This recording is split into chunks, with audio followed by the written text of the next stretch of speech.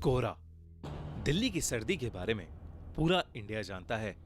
कड़कती ठंड में दिल्ली बहुत ही खूबसूरत लगती है, पर इसी ठंड में हमें देखने को मिलता है खूब सारा कोहरा, घना कोहरा जो एक चादर की तरह पूरी दिल्ली को ढक देता है।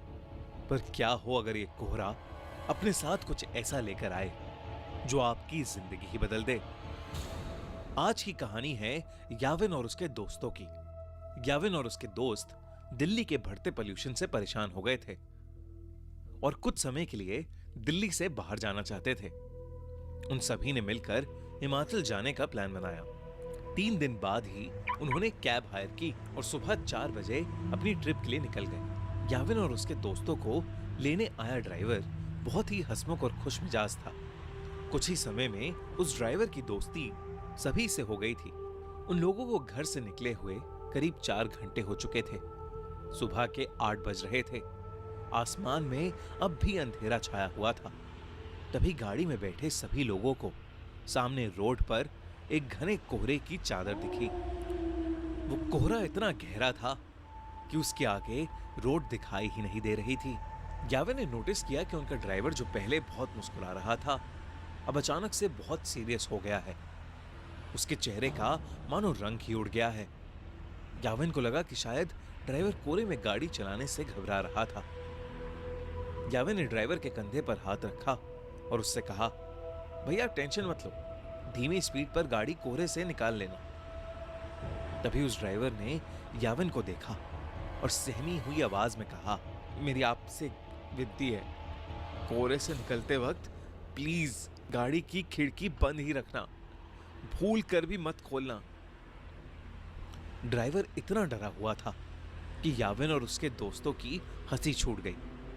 इस पर उस ड्राइवर ने बताया कि वो जिस इलाके में है वहां कभी कोहरा नहीं आता और जब कभी ऐसा कोहरा आता है तो वो अपने साथ एक छलावा, एक झूठ, एक माया लेकर आता है।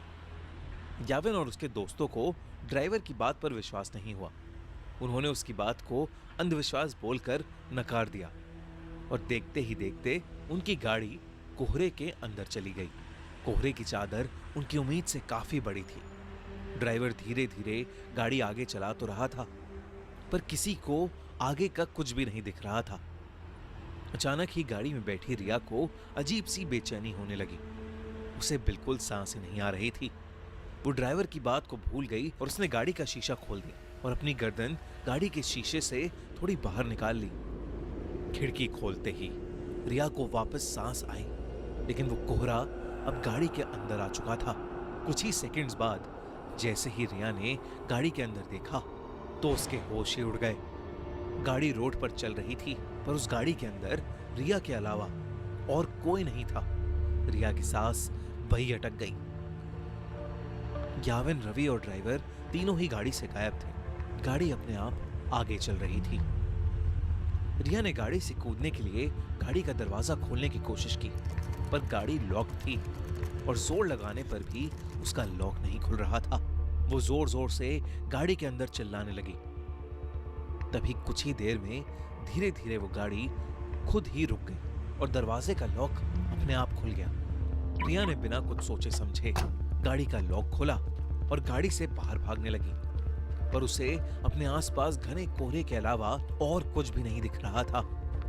रिया चिल्ला चिल्ला कर मदद मांगने लगी। उसका दिल अब उसके शरीर से बाहर आ रहा था कि तभी उस कोहरे में कुछ दूर पर उसे एक काली परछाई दिखी जो एक बहुत ही बड़े आदमी जैसी लग रही थी। रिया मदद के लिए उस आदमी की तरफ भागने लगी, पर भागते हुए उसने ये देखा कि वो परछाई के करीब पहुंच ही नहीं पा रही है। वो परछाई हमेशा उतनी ही दूर होती जितनी पहले थी। इससे पहले रिया कुछ भी समझ पाती, उसे महसूस हुआ कि जैसे उसके पीछे कोई खड़ा हुआ है।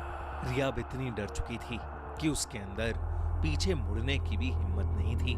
पर हिम्मत करके जब रिया ने पीछे देखा, उसकी रूह कांप गई। रिया के पीछे एक 12 फीट लंबा काला साया था। लंबे काले साये को देखकर रिया बुरी तरह कांपने लगी। तभी अचानक रिया को पीछे से एक बहुत जोर का धक्का लगा और वो नीचे गिर पड़ी। याविन, रवि, वो ड्राइवर और रिया अब भी गाड़ी में थे। रिया ने जैसी वो खिड़की खोली थी, वो बेहोश हो गई थी। उस ड्राइवर ने उसके बेहोश होते ही रवि को जल्दी से वो खिड़की बंद करने को कहा। याविन और रवि रिया की हालत देखकर उसे जगाने की कोशिश कर रहे थे और ड्राइवर बस बार बार एक ही चीज बोले जा रहा था, गाड़ी की खिड़की नहीं खोलनी चाहिए थी, नहीं खोलनी चाहिए थी गाड़ी की खिड़की। याविन को अब ड्राइवर पर गुस्सा आने लगा था। उसे लग रहा था कि वो ड्राइवर एक मेडिकल इमरजेंसी पर वहम की पट्टी चढ़ा रहा है। याविन बस वहां से निकलकर रिया को हॉस्पिटल ले जाना चाहता था। याविन ने ड्राइवर को गाड़ी तेज चलाने के लिए कहा। ड्राइवर ने याविन की बात मानी और गाड़ी के एक्सीलरेटर पर अपना पैर दबा दिया। लेकिन कुछ ही सेकंड्स में अचानक से गाड़ी के सामने एक लड़की आ गई और इतनी तेज स्पीड होने की वजह से गाड़ी उस लड़की से टकरा गई। उस लड़की के टकराने के बाद ड्राइवर ने गाड़ी वहीं रोक दी। अब याविन और रवि की सांसें वहीं अटक गई थीं। याविन तुरंत गाड़ी से उतरकर उस लड़की को देखने गया। उसने देखा कि एक लड़की खून से लथपथ रोड पर उल्टी पड़ी हुई थी। याविन ने जैसे ही उसकी शक्ल देखने के लिए उसे पलटा, उसका दिल दहल गया। वो खून से लथपथ पड़ी लड़की कोई और नहीं बल्कि याविन की दोस्त रिया थी। याविन को कुछ समझ नहीं आ रहा था क्योंकि रिया तो उसके साथ गाड़ी में थी। याविन दोबारा गाड़ी की ओर गया और उसने देखा कि पूरी गाड़ी बिल्कुल खाली थी। गाड़ी के अंदर और कोई भी नहीं बैठा था। याविन को कुछ समझ नहीं आ रहा था। वो बहुत ज्यादा डर चुका था। याविन ने रिया की बॉडी को उठाकर गाड़ी में रखा और खुद ड्राइवर सीट पर बैठकर गाड़ी को चलाने लगा। याविन उस घने कोहरे में बस तेजी से गाड़ी चला रहा था। तभी उस चलती हुई गाड़ी के सामने वही 12 फुट लंबा काला साया आ गया और याविन का गाड़ी की स्टीयरिंग पर से कंट्रोल बिगड़ गया और वो गाड़ी रोड के एक साइड के एक पेड़ से जाकर टकरा गई। अगली सुबह उनकी गाड़ी एक पेड़ से टकराई हुई मिली जिसमें ड्राइवर, याविन, रवि और रिया थे। वो चारों उस कोहरे की रात जिंदा तो बच गए, लेकिन यावी के सर पर चोट आने की वजह से उसका मानसिक संतुलन बिगड़ गया और रिया को इतना गहरा सदमा लगा कि अब उसे हर जगह सिर्फ वही काला साया दिखता है। अगली बार कोहरे में जाओ तो अपनी गाड़ी की खिड़की कभी मत खोलना।